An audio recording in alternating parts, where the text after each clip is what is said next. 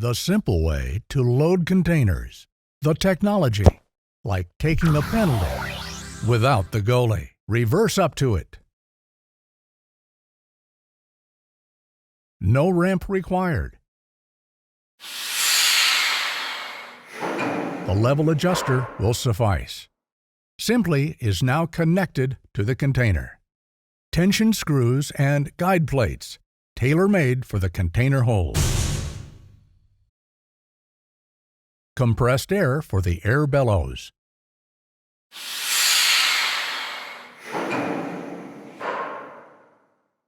Select container length. Activate main switch. And now, just push the button. The transport frame is powered by a chain.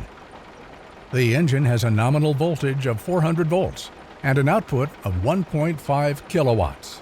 Everything is done in 10 minutes.